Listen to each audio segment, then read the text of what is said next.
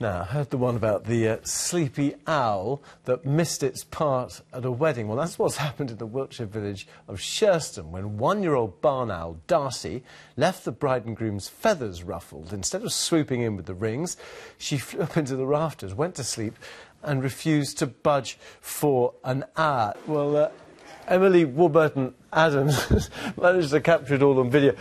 I must be getting old. I've never even heard of an owl doing this before, let alone sort of delivering the rings. What was it like? I mean, everyone seemed to be taking it in a sort of good-natured way. Oh, they did, yeah. It was hilarious. It really made the day, actually. It's we all know the groom, Andrew Matley. He's a twitcher and he loves animals. So it was a surprise. From his mother-in-law to have the ring bearer as the owl. It hadn't been rehearsed.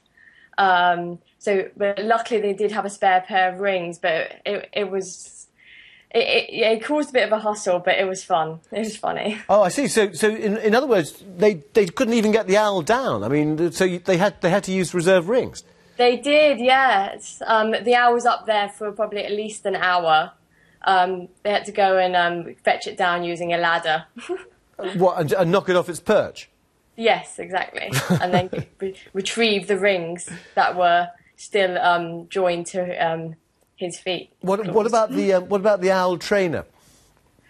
He was standing at the back of the church rather helplessly, looking on.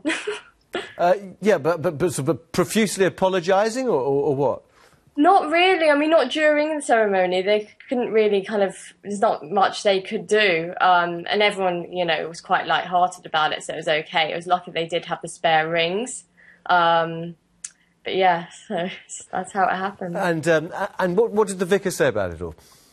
At the time, he just kind of tried to keep the ceremony going because he obviously knew that they had rings on hold and things.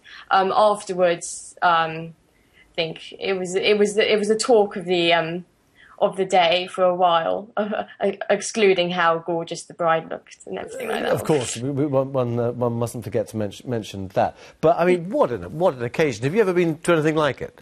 No, nothing where that's happened. It was.